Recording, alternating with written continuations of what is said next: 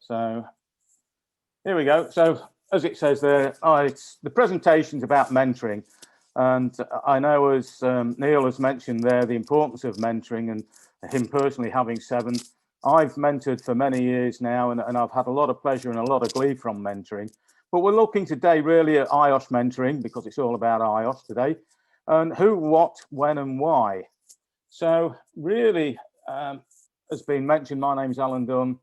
I've been chair of the East Midlands branch since the middle of last year. But I've been education development advisor, stroke mentor, as it's now called, at the branch for 4 or 5 years now. And that gives me a lot of pleasure, but it also keeps me in contact with what our members want, what they're looking for. And, you know, it's a share and share alike, and we all get benefits from being mentors. But we'll touch on this as we go through a little bit further. So what I wanted to mention really as an opener, stress is very topical at the moment, as is mental health, which can be linked to stress as well, as we all know. So really, what's that got to do about being a mentor?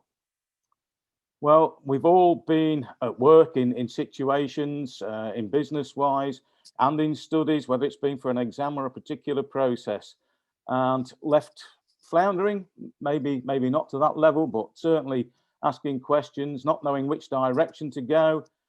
And how much better is it if you've got somebody that can befriend you, give you a bit of guidance, give you a bit of support, put you on the right track? And that's what mentoring is all about, really. And it's just so that you've got that guidance, you've got that support, and it helps us all. So hopefully the presentation will encourage all of us that are not mentors to become mentors, and hopefully all those that's working through the different sections, the IOSH categories, engage with a mentor. You'll see the benefits, hopefully. So just bear with me as we go through the presentation, and hopefully you'll have several questions at the end, and be great to answer them for you. Right, so we'll start it off really by saying, what is a mentor?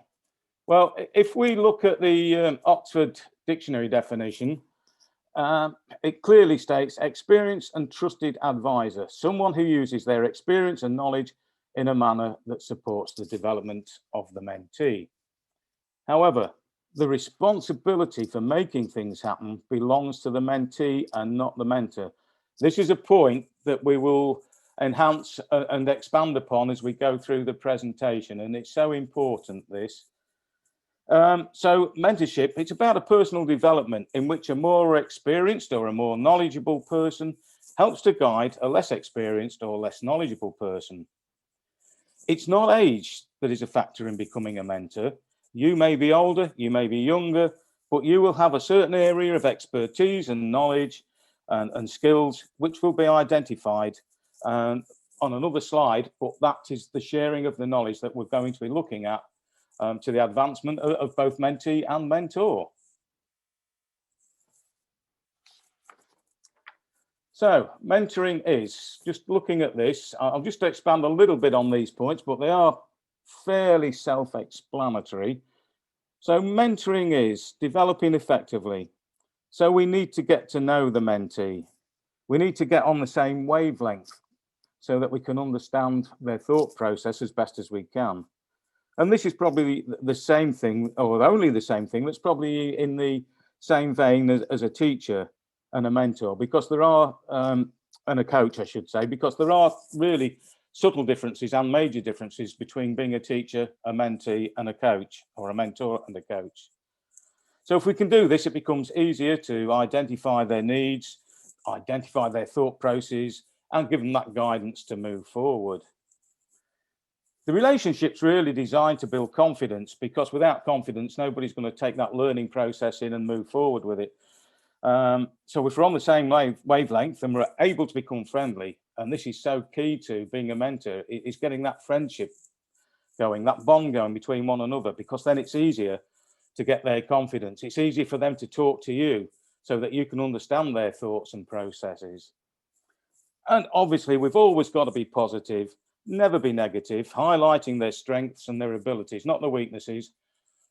They'll have a certain thought process that will maybe take them down a particular road, And they may be touching on the right stuff, but then that's where we come in to steer them back and then use our own experiences and our own knowledge for them to think about things in a different way. Is there enable the mentee to control their development?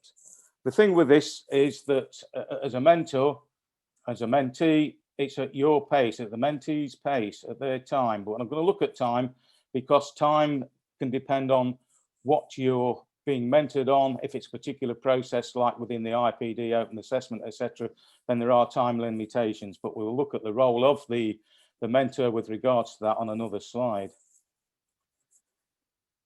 It is not teaching, as I've mentioned, it is not coaching, and it definitely isn't giving the answers. You will often find that a mentee will probably ask for answers to certain questions. That's human nature, nothing wrong with that, but giving people the answers, giving members the answers doesn't help them in their progression to become a more competent health and safety person. So by guiding them for their own development, their own research, then they become a better and a more competent health and safety professional. Just bear in mind that they may try it on, not all do, but there's always someone out there that wants a quick fix, but that's not what mentoring is about.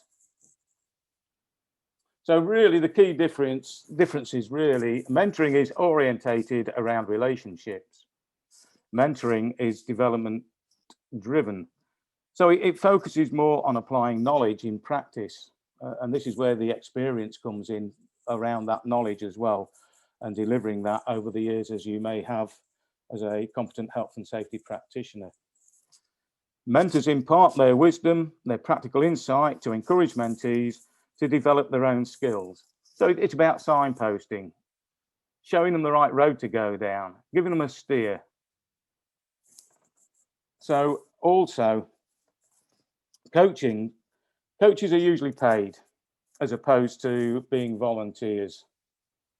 Coaches work on improving performance and setting targets. So as an example, if you think of a coach, that an athletics coach or a football coach, you can see that it is really more driven, it is specific, and it's usually a paid role as well, of course. Many actually believe that mentoring and coaching is the same thing. Well, I have to say this is a bit of an urban myth, really. A mentor is certainly a softer approach, and it points the mentee in the right direction, as we've already mentioned and looked at. But in short, it's about supporting, guiding, and signposting. So just to summarize, to become a mentor, and as we mentioned, you could be young, you could be old. Knowledge and experience, plus your advice, plus the guidance, sharing all these things, then you can be a mentor. And they're just the simple steps that you need to have in becoming a mentor. And what better feeling it is to give, as I'm sure Neil mentioned earlier, the pleasure that it gives. And I echo those thoughts completely.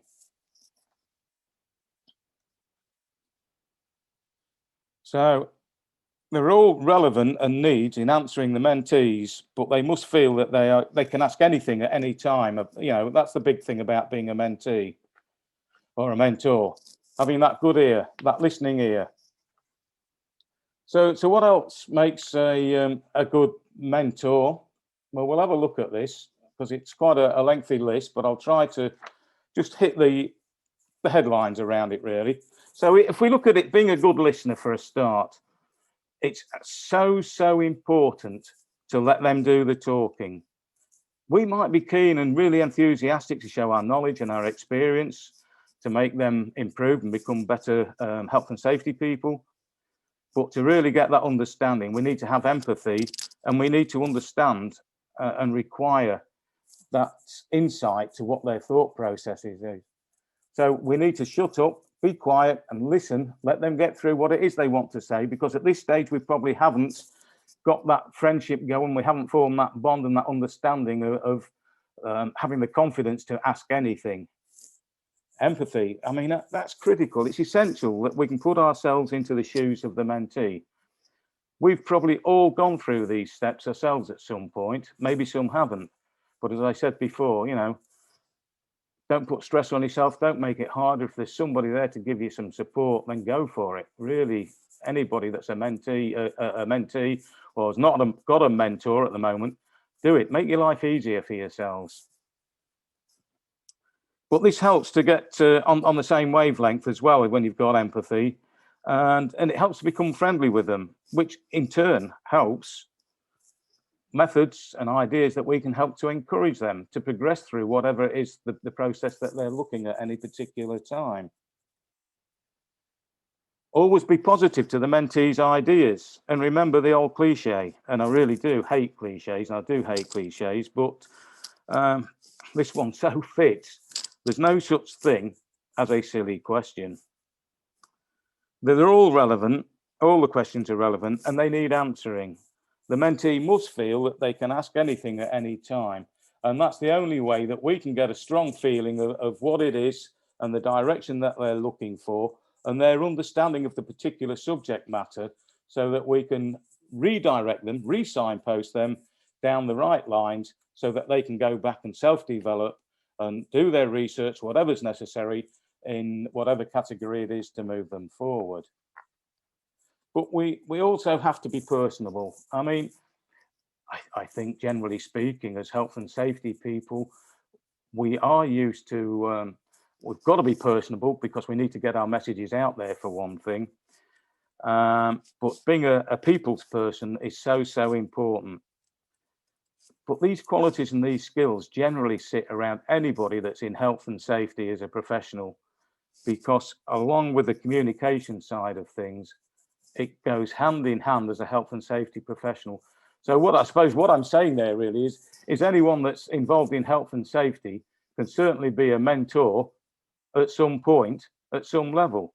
Maybe not all the areas, but certainly could get involved. And we'll look at areas where we can get involved with mentoring a little bit further down the presentation. But please don't underestimate the skills that you've got as a health and safety professional, and in turning that into being a mentor. Honest. Well, you know, we can look at the IOSH Code of Conduct, and it's so relevant because we look at integrity, service, competency, and respect. All those areas fit for being a good mentor. It's what's required. So, you know, looking at honesty, maybe just as a slight topic, you've got to be honest with a mentee. You have to be honest with yourself. If there's something you don't know, then you have to say to your mentee, I'm sorry, I know a little bit about this, but I need to go back and maybe research and come back to you. It may be that your skills as a mentor are probably a little bit more honed at research. You maybe have a little bit more understanding about the subject matter that he's asking you on than the mentee has. So don't be frightened to say, sorry, I'll come back to you, and then deliver the results of your research, which will be great.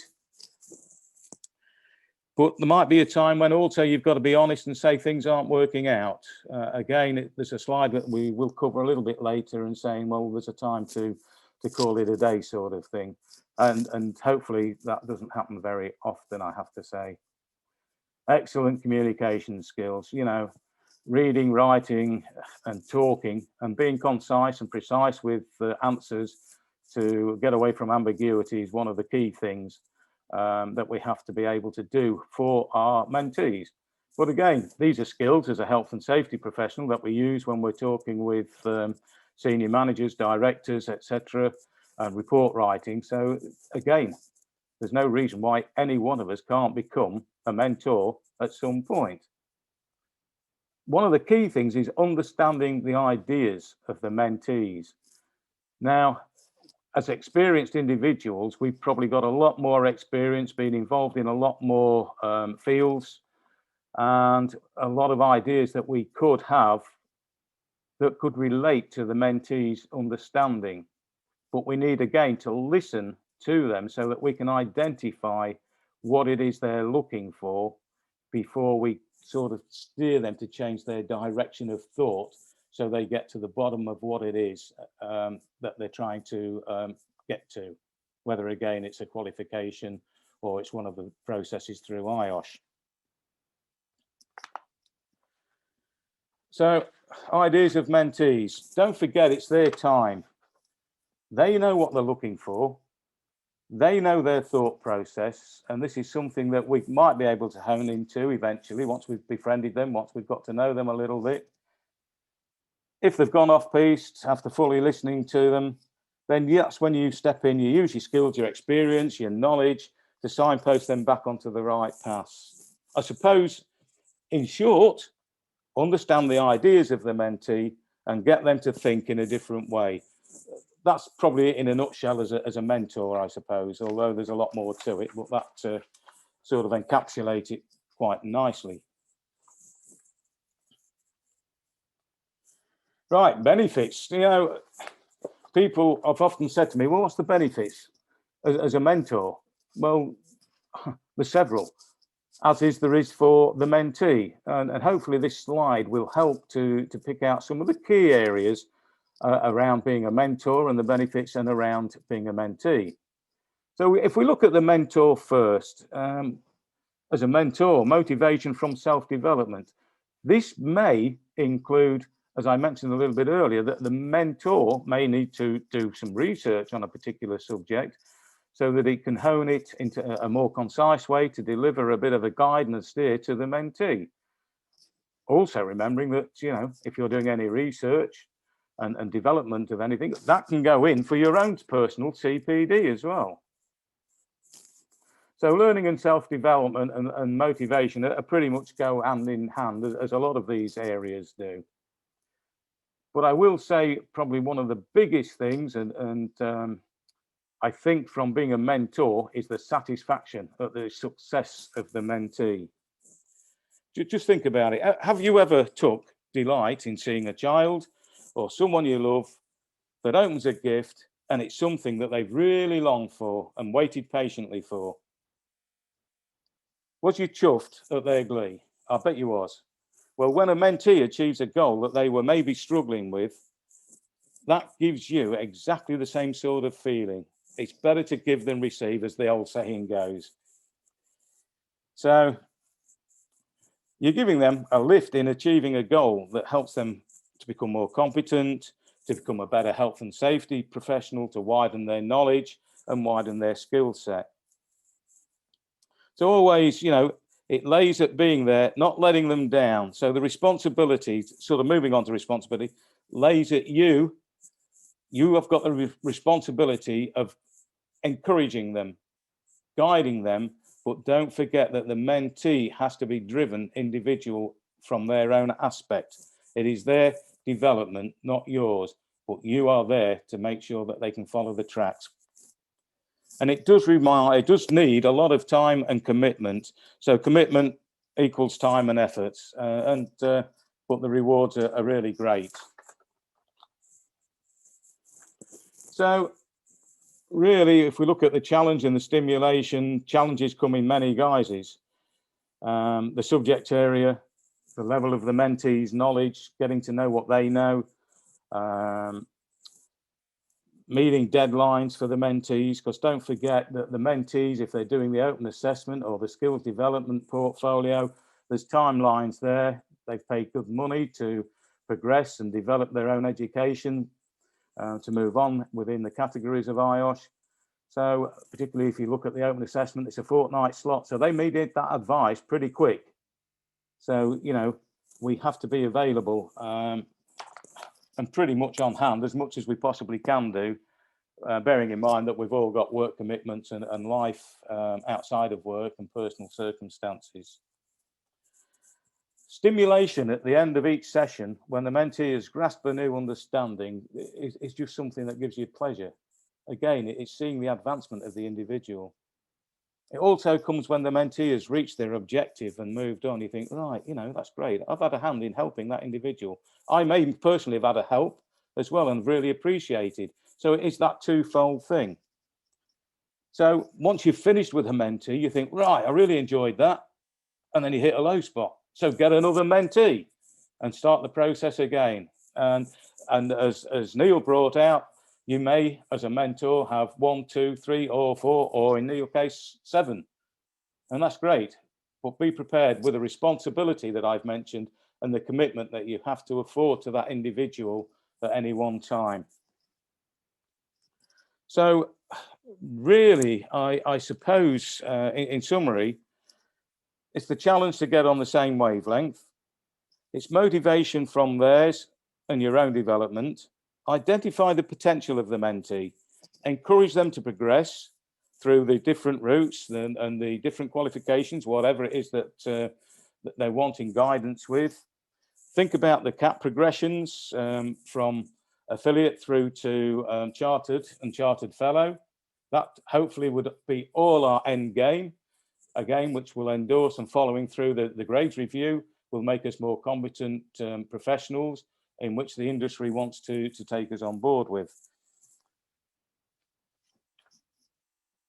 So if we look at the benefits now to the mentee a little bit, what we could say is, well, and I've seen this so many times, and I'm sure Neil has, and it's great to hear the number of mentees he had, but in particular, you see the confidence growing, you see the self-confidence, you see the motivation growing, and because once they've achieved something, then they think, yes, I can do this, I can move on.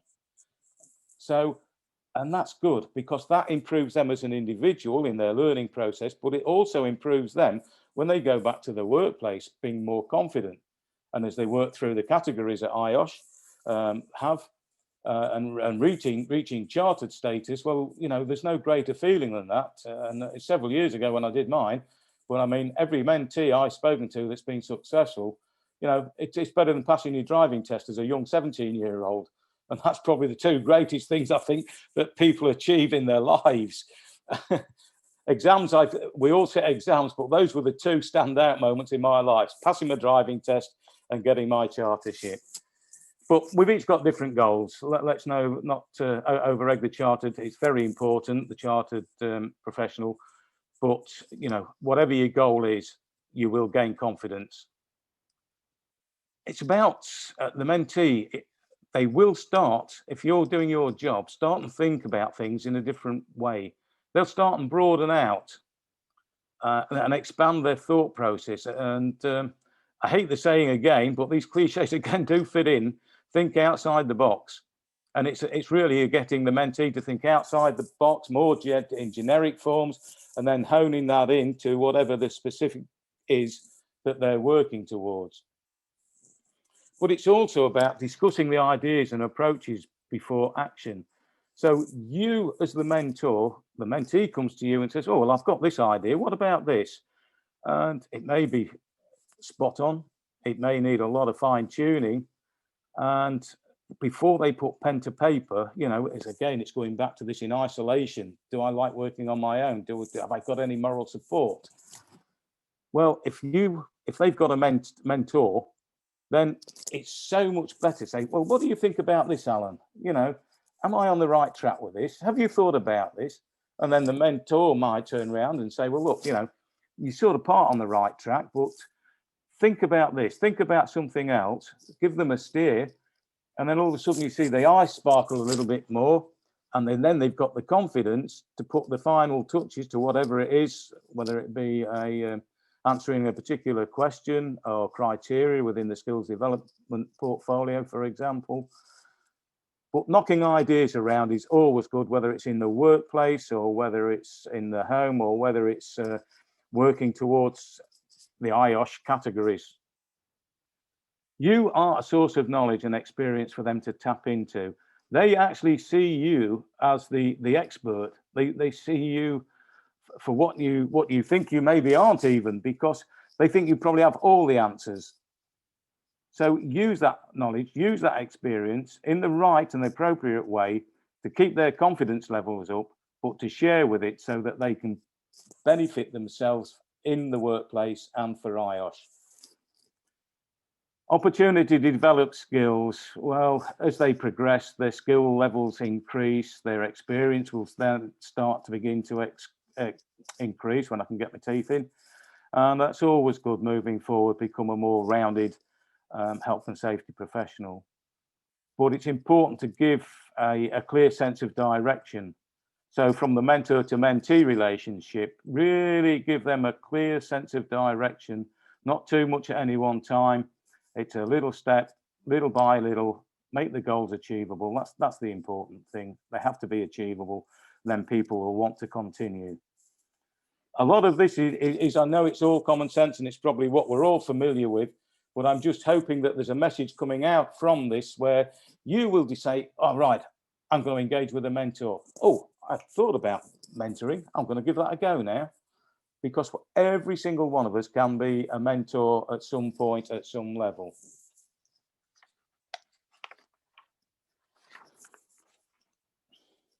Okay, just looking through the process now, then really what we'll do is just looking at the initial meeting. So the initial meeting, it's really important about rule setting, not rigid rules, but about just setting the parameters, maybe the times it is when you can ring and when you can't ring, even if it's an ad hoc one, well, you've got a window there that you can fit in for an inquiry, or maybe you're setting a particular time on a particular day. Just for example, generally, I devote most of my Friday to mentees. So I probably spend, I don't know, 3 or 4 hours on the phone on a Friday or on a Zoom session. It's so important to let them know what is expected. So on the initial meeting, let them know what you expect from them and tell them what you can give them, and let them know what they can expect from you, what you will commit to. So again, that might be a timescale from you, it might be a timescale from them, it might be the limit of your own knowledge, your own experience, but then just put it down in a format so that if they want to take notes of this, then they can. But then the format's there and they know what to expect and how to move forward with that. And everybody likes a little bit of structure so they know where they are and what they're doing. And this is what this in the initial meeting is really all about. So if we move on to the sessions, well, again, objectives. It depends what their objectives are, whether a qualification or a process or moving through the category transfers. Make it clear to them that if they're aiming low in their objectives, give them a bit more confidence. Say, look, you know, do you realise where you are? Raise your goals a little bit. You could always do that, and then set the fields and the objectives within that. But in the sessions, one of the greatest things that anybody can do is give feedback. Let them know how they've progressed from the previous one, how well they're doing. Again, it's about giving them confidence so that they can take that back to their workplace, so they can take that knowledge into their own minds. And target sessions, well, I say targets loosely because putting a target there can be a bit daunting, I suppose, because the individual, the mentee, will have their own thoughts on where they want to go and where they want to be within the timescales that they've got set in their own mind. But also agree the level of support. As I mentioned, it's not about coaching, it's not about teaching, but it is about giving support. It is about giving guidance. It is about signposting, but it's how often they need that support. Some maybe need a telephone call once a month. Some might need a telephone call once or twice a week. And when I say telephone call, it might mean that Zoom has come into play this last year, as we all know. And I don't do many telephone calls now personally because I've got my own Zoom account, and people like to have that face-to-face contact, generally speaking, and they feel more at ease because they can read the facial expressions, they can read what you're thinking probably a little bit more. So then it's all about moving on. So you look at moving on and you look at self-reflection. What have you got from it? What have they got from it? How can you better yourself as a mentor by looking at your self-reflection? We know with the CPD how important the reflective statements are, what you do with it, how it's improved you, what you've learned from it, how you can take it to the workplace. And that is really no difference to actually being a mentor or a mentee. Sign off, well, you know, it's great to say, well done, you've completed whatever it is you've set your target for. But just because you've signed off doesn't mean to say you can't stay in contact and be friends. I've got many friends and associates that I've mentored over the years that we still keep in contact, and that's really great, actually. So there might be a time when you need a different mentor because things aren't working out. I've got another slide where I'll cover that a little bit more, actually. So I won't go too much into that at this point. And there's a point in time maybe where the effectiveness of both parties isn't gaining much ground. So again, it's time to call it a day and move on. And there's nice ways of doing this. And there's no point in labouring issues, again, which I'll talk about a little bit further on.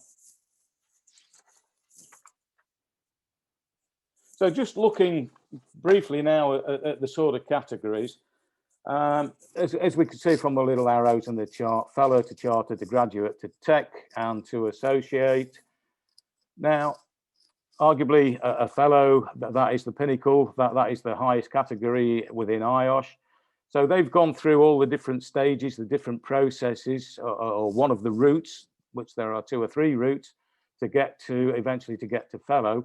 But they've got that experience, they've had the time involvement within IOSH and the different steps.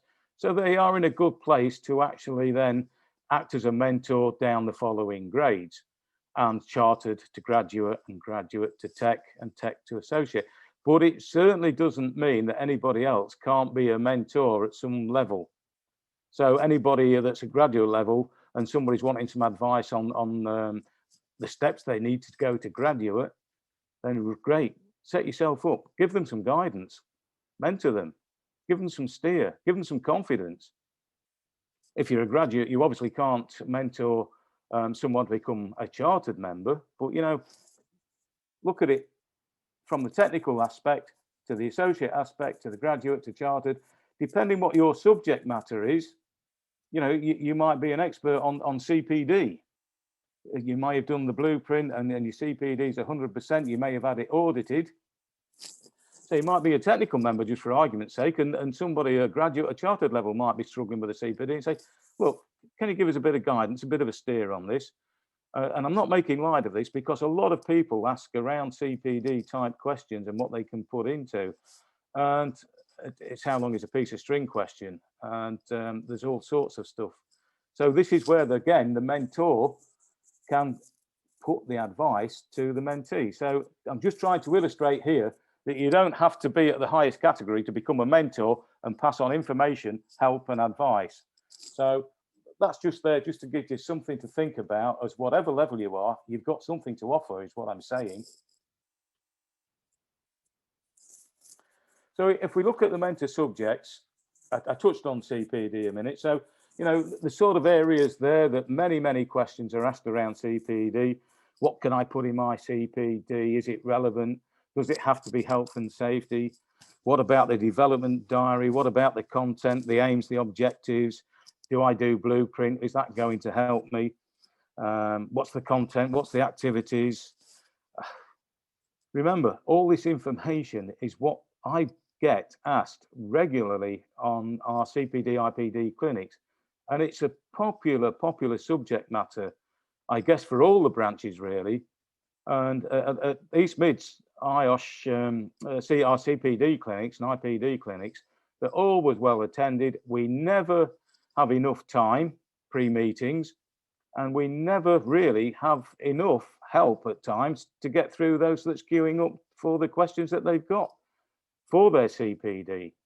And the same applies then, moving on to the skills development portfolio. Loads of questions are asked around that, and it's essential to the mentee. You know, there's 5 elements, 7 criteria. How do I go about doing it? What's the outcomes? What's the reflective statements? You know, if you're in a position to offer this guidance and help, do it. You may have gone through the skills development portfolio. If you have, then you're in a good position to give some guidance to someone else working through their skills development portfolio or thinking about signing up for it. So you're there then to give them that encouragement to move forward with it. Now, if you've gone just for argument's sake through the skills development portfolio, it might mean that you haven't got a lot of knowledge around the electronic open assessment. Now, if that's the case, this is where then the mentor again can look and do some research. There's a lot of stuff through IOSH and that you can contact and get that information of what's involved in the electronic open assessment. Speak to people that's gone through that process so that you've got the understanding, then the information and the skills to then become a mentor on the electronic open assessment route. The big thing I will stress at this point with the skills development portfolio and the electronic open assessment, of course, is simply just please be mindful that the grade review, these things might alter slightly. There'll be some process in there. So again, that will probably be down for the mentor to do some research, to do some training on. So that there's a flavour there of some of the steps.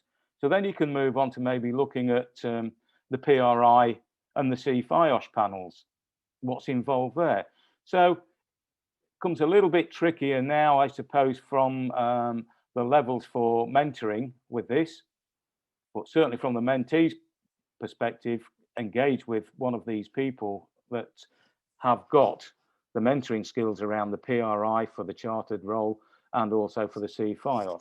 Now, part of the qualification there, I suppose, is best if for the PRI is if they actually sat on the panels, being a panel member and got quite a bit of experience from that, and also along with the chartered status. So you could ask a chartered fellow what is it required? Can he give me some steer on what I need to put in for my portfolio? What can I do to take the steps to become that? What do I need to do in my presentation, and so on and so forth.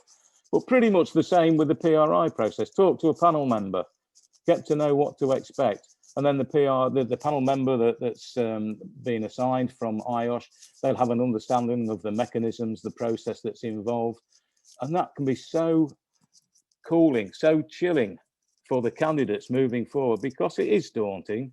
As I mentioned, you know, one of the greatest things you can do is become chartered health and safety professional. It's one of the highest achievements, and it's a very proud moment when you get that qualification. So again, be a mentor for it if you're on the panel. Be a mentee. Get one of your mentors on the PRI, or if you're working from there onwards, same for your IOSH. Make all these goals achievable. And there's plenty of mentees available on the IOSH website, on their program, on the mentoring program. So if you want to do that, that's one way forward with that. So just bear this in mind. So we can look really now at the different types of mentoring. So if we look at informal, well, this is a very flexible method of mentoring. And it may be that there's no particular set goals or you know, there's nothing set or nothing that's really in the mind of the mentee. It may be something as simple as they want a little bit of information, a little bit of guidance that might help them in the workplace, in a particular task within their own job. It might be that they want a little bit of advice on CPD, just as an example. You said, well, what sort of activity can you put in there? Often the sessions and the durations are much shorter with no specific outcomes, as I've mentioned. And informal mentoring does enhance formal mentoring and vice versa. So sometimes you can couple the two together, which helps in many ways. Formal mentoring is probably the most common, and it requires regular meetings over a longer period than informal mentoring. So maybe if you've got a mentee that's working through his or her, I should say, his or her skills development portfolio or open assessment, then say like with a skills development portfolio, there's a 2-year slot. So it can be a long-term process, but it's good then to have regular meetings and steps so that you can give them that guidance, that steerance as they need, as they progress through that. Again, it will be driven by the mentee, because they'll know of their availability and their work commitments and time commitments that allow them to progress through the different criteria around that. So formal has got to be structured.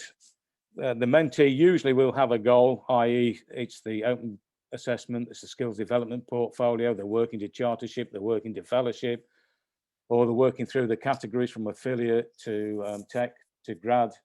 Bearing in mind, these again may change with the grade review, as we know, because graduate's going to be certified. So, but the steps will be the same, the information will be there. So it just might mean a little bit more research for the mentor. So just bear that in mind. So where can you get information about being a mentee or becoming a mentor? Well, there's many opportunities within the branch. So go to your local branch, albeit Zoom as it is now.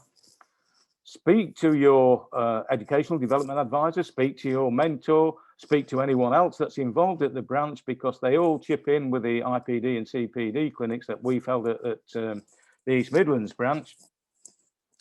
And they'll offer formal, they'll offer informal, just snippets of advice, but they will also again give you the contact details to, if you want to take them on board as a mentor or become a mentee, then there's a great opportunity there at your local branch.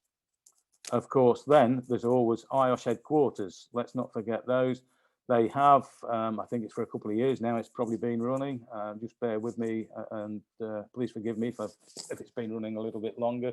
But there is the IOSH Mentoring Programme. The IOSH Mentoring Programme is, you can become a mentor on that, you can become a mentee on that, you can go online, you tap it in, say as a mentor, you want to become a mentor, you put your details in there, your experience, your specialisms, if you like, and any other information. And then that's all logged in the system. And as a mentee, you would put what it is you're working to, what you're looking for, and it's all matched up, and you'll be assigned a mentor. So it's a great way of doing it. It's easy, and the opportunities are there. Go for it. The other thing, of course, is a combination, which I haven't mentioned. It gives the benefits of both forms, as you probably expect, and knowledge sharing. It promotes self-driven learning. It also provides a networking opportunity. And don't underestimate the advantages sometimes of networking. Becomes friends, but it's improving your knowledge. May even get you another job at some point. That's happened to me, most certainly, from networking at branch. And then the informal can develop into a longer term friendship. Let's not forget that, because you bond. Some, not with everybody, but a lot of the mentees, you over a period of time, the longer you're mentoring them, then you get to know that individual. There's lots of things you may have in common, and you may want to keep in touch there on after, because they may have a specialist subject that's not your own, and you might want them for advice at some point, in which case the roles have absolutely reversed. So, you know, work colleagues is probably informal, grab time at tea breaks, lunch breaks, etc., just to pass on snippets of information of help. It may be on subject matter at work, not IOSH related, but to improve them on a particular subject matter within the workplace, but also talk to them about IOSH, joining IOSH, progressing through the stages of IOSH. So you can mentor there from somebody that isn't an IOSH member at the time. By mentoring them, you might incite them to say, oh, right, I want to be a member, and move forward with it. I've mentioned the branch, link up with your branches, lots of support from there. Look at the IPD, CPD clinics, speak to people, get to know them. You know, I think all people within the branches are very friendly people. We do it as volunteers because we want to give something back. And so users is really what I would say. I think that's going to take me to the next slide. I mentioned earlier a little bit about ending the relationship. Several reasons why we would want to finish our relationship with a mentor or the mentor-mentee relationship. It may be very simply after a call, after 2 calls, that the mentee has seen, right, I understand that. I didn't quite grasp that, but I grasped it now. I don't need you anymore, which is absolutely fine. You've done your job. However, don't close the door, leave it open. Say, look, okay, that's great. I'm pleased you've got what you want from me. Here's my contact details. get back to me if you hit another obstacle. I'm always here. So moving on then, the mentee confident to move on. It may be that, like I've said there, that they've seen what they want to do, and they may need to come back to you. But in particular, if they've gone through it all and they've achieved their objective again, then that's fantastic, because you've done your job. They've self-learned and got to the point where they've developed to the point they don't need you anymore. Nothing wrong with that. Now, more really, I would say, and I don't think this has ever happened to me, but never say never, as the saying goes. It may have happened with somebody as a mentor, but in life, people may have personality clashes. It may be that you're not getting on the same wavelength for whatever reason as your mentee, in which case you're not going really to be able to help them to move forward. So again, it's so important then, don't waste the time. Be honest, as we've mentioned, be honest, be open and say, look, I'm sorry, this really isn't working. I do wish you well. I know of another mentor that would be keen to take you on. His approach is different to mine, just for argument's sake. I'm happy to recommend him if that suits. If not, please go back to IOSH on the mentoring program and pump in for a request for another mentor. Nothing wrong with that at all. And it's better for both parties that happens. So don't dilly-dally if it's not working out, but move them on. Don't waste your time, and certainly don't waste their time. So I think, thank you for that. Thank you for bearing with me. There's a lot of stuff there we all probably know. I'm just trying to reinforce it, re-embed it, and encourage everyone to take the role as a mentor and a mentee. But in conclusion, if you're working through the IOSH categories, whether it's the skills development portfolio, whether it's the open assessment, getting ready for your PRIs or your fellowship roles, why not engage with a mentor? If you've completed a process and want to help another member on his or her journey and development and progressing in our industry, again, why not sign up to be a mentor? It's good to give something back to IOSH and the industry. And just a thought that's crossed my mind, and I've read this on a couple of sites last year, I think it was, that being a mentor, if you stick that on your volunteer or a mentor on your CV, often the organisation, it puts a feather in your cap. They like to see it because it means you're giving something back to their organisation and also to your partners in health and safety. So thank you very much, and I'm quite happy to take any questions if there are any, and I'll do my best to answer them. So thank you.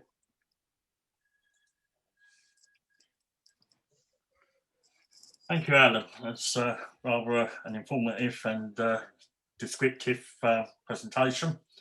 Obviously, I've gained something from that. Natasha, have we got any questions for Alan at all? It's Andrew doing the question. Okay. Andrew's back now. So Andrew's back, yes. Yeah. Several questions, I think. Yeah, I've got quite a few questions for Alan. Oh, I'll do my best. Yeah. Alan, what are your thoughts on reverse mentoring? Sorry. All for it. All for it. I'm not quite sure how concise I can be in answering this, but I'll say with people that I've mentored, during the discussions and conversations, the stuff that's come back, and it's a two-way process. Although you might be taking the lead in something as a mentor, and they're giving you something back, they're actually, it happens all the time. I don't know if that really answers the thought process behind that, but everybody's got something to offer. If it hasn't answered the question, please come back to me, whoever it is that's posted the question, and I'll try and refine it a little bit more. There's quite a few questions about how you go about getting a mentor for the specific area that you want mentoring on. You may want CPD, IPD, or things like that. Fair question, good question. So two ways really, mainly. A lot, as I did mention, your local branch. if you're not signed up with your local branch or been in contact with them, get in contact with them. They're always pleased to see you, always pleased to hear from you. Talk to, there's probably a number of mentors in your local branch that are on the IOSH program, but also on the IPD CPD clinics that we hold. Talk to one of the mentors, talk to one of the, like myself as a mentor, educational development advisor, go and speak to them. And it doesn't matter, you know, from my perspective, as the educational development advisor or mentor, we cover all those aspects. So you could come to me or one of my associates, one of our other members on the exec team and say, oh, I would love a mentor on this particular subject. And then I might be able to turn around and say, well, I know somebody that's really well versed in this. They're better than I am on this subject. They know a lot more about it than me. That sounded a bit big-headed. I didn't mean that in that sense. But go and talk to them, bring them over, and they'll say, okay, you're interested in moving forward on this. And they will then offer their services there and then. So then you've got that contact and then make the arrangements for either phoning, Zooming, or correspondence, email-wise, whichever medium's best suited to the individuals. Or you could certainly then steer them directly to IOSH. You could make a telephone call to the IOSH membership services. They will give you some advice and steer. Or you can go on, excuse me, you could go online, put your request in online, fill the forms in, and then it will come back to you within an email and a link, so that then you've been given your particular mentor that's been matched to suit your own skills or your own requests, if you like, that the system thinks you're best suited to. So hopefully, never be frightened of asking. And certainly if there's anybody there that's listening today, I'm quite, as I'm sure maybe some of the other panel members are, I'm quite happy if anybody wants to drop me a line, they can have my email address, my telephone number, and I've seen Neil put his thumb up as well. So great, Neil, thank you for that. That's brilliant. So quite happy for, and I'll put my contact details on the chat box shortly, and just give me a call, give me a telephone call, just drop me an email, and I'll be more than happy to support you. Hopefully that's answered the question. Yeah, got another one for you. Following 15 years as a grad IOSH health and safety professional, and I'm now looking to retirement, is it worth going to chartered status at this stage? Whoa, that's a leading question.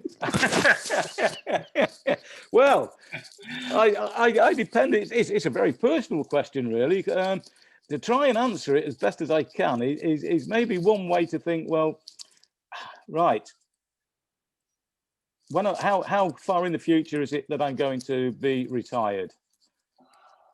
What benefits are there to me personally to become a chartered member before I retire? Now, again, this is very much an individual thought, because an individual might think, well, it'd be great just to finish up my working life in health and safety as a chartered member. I've reached that goal of being chartered. It means a little bit of something special. I mean, you've obviously been a successful health and safety person for many, many years in the role as grad. If it was me personally, but I can't speak for you, obviously, I would want to do it just to say that I've achieved it, because I like setting myself challenges. I like setting myself targets. And I would think, yes, I'm going to try my best to grab that and get there with that one. But really, if you're close to retirement and you really don't want to, then it's not an easy step. The next step isn't easy. There's a lot of hard work and a lot of commitment to it. So you've got to, suppose, weigh the pros and cons up to whether you've got the commitment to get to where you want to get for that. But it's a fantastic feeling when you get that letter through and your certificate saying you're chartered. I hope that helps. I can't give you a definitive answer because it's such a personal question, really, and we are all different. Another question. I'm currently in the process of leaving the military. So would greatly benefit from being mentored by someone who's already gone through the transition process. Is there a way through the IOSH mentoring scheme to be paired with ideal mentor to the individual? Right. What I'm going to say is probably yes, there is. because there are many health and safety practitioners, chartered practitioners out there and fellow practitioners that have gone through the same role. They've been in the services for several years and they've taken up health and safety as arguably a natural progression, because it does apply so much of what they've done in the forces relating to health and safety outside. So there'll be a number, I'd be surprised, I don't know, but there'll be an awful lot of people, I thought, that would be mentors that have gone through from the military and gone through the steps into becoming chartered members of IOSH. And as you know, with the military, I wasn't in the military myself, but I know they do allow, is it maybe 6 months or a period of time, so that you can gain qualifications to take that step out of the military into the field of your choice, in which case this is health and safety. But yes, I mean, the first steps arguably would be to maybe look at doing maybe some of the IOSH health and safety self-fund, or get the forces to pay for your retraining with regards to IOSH qualifications and the courses that they lay down there now that IOSH do, that was mentioned earlier from Neil. Look at maybe doing your NEBOSH general cert and studying for that and getting that, and that would be a step forward. And then progressing with the other qualifications. Certainly first step, if you're not already, would be to become a member of IOSH. And then again, you could make contact with the membership services that would give you further advice. Again, always happy to help, as I'm sure anyone else is, and Neil. But if you did want somebody that's particularly come from the forces, I would guess just make that note on your oh, Neil, thank you, Neil. It looks like just spotted you again, Neil. It just like Neil has obviously gone through the forces, so he looks like the main man for you by the look of it. So and Neil mentioned that he'd be quite keen to pick up anyone from today's session, so there's your man. Yeah, that question came from Jack Large, by the way. So okay, thank you, Jack. That's what you catch up with him. Someone here says, I've registered as a mentor and I'm waiting for a mentee to be assigned. Is there any way of speeding up the operation, or do you just wait until one is assigned to you? The only thing I can say is probably wait until you get one assigned for you, but maybe look, just a thought, maybe a top tip, maybe in a sense, is go back and look at the bio that you've put in for the mentor submission that you put in there. Is it possible to expand the data that you and experience that you've got within that, so that a mentee may look and think, right, that best suits. So there's a little bit more information that they may get from you as a mentee. But other than that, it's just a case of waiting till it happens. I mean, it will happen at some point. The other aspect is possibly go through to your branch and speak to your branch, and maybe they've got one of their members at local branch that would be happy to coach you, give you that training, and helping them out at your local branch as a first step. Another question is there a time limit on how long you can mentor for? And secondly, where do you find documents to reach out to be a mentor? Right, that's a very good question. Well, I'm getting a bit of an old dog myself, so I'm hoping there isn't a limit to the age side of it, because it's something that's very close to my heart. It's something that I love and always have done. So in the first case, no, there isn't an age limit. You know, probably the older you've been, the more experience you've got, and other stuff that you can draw from your skills, your experience and your knowledge to help that mentoring process. So, you know, it's young and old alike.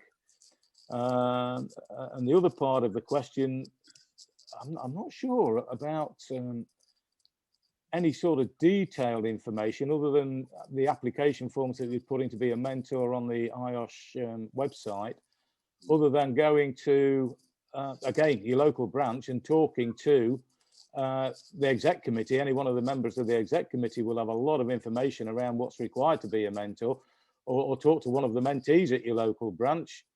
and or your mentor or the education development advisor. Although I know I've referenced education development advisor, that is not a principal role anymore, but it's a term that's still used within the local branches a lot of the time.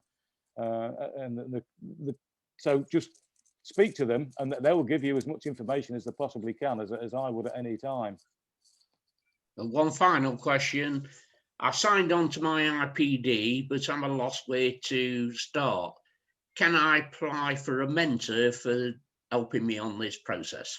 In one short word, absolutely, most definitely. Sorry, that sounded a bit flippant. I really didn't mean it that way. I'm going to be a bit greedy now. Neil's grabbed one, so if you're quite happy, I'm quite happy for you to have my details, and I'm quite happy to give you the support, or anybody else will be. But yes, in short, the answer will be they will more than happily take you on board to give you a steer.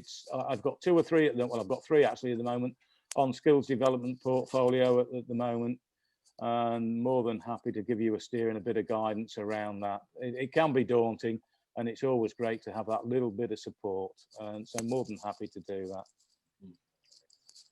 So thank you. Right, back to Terry.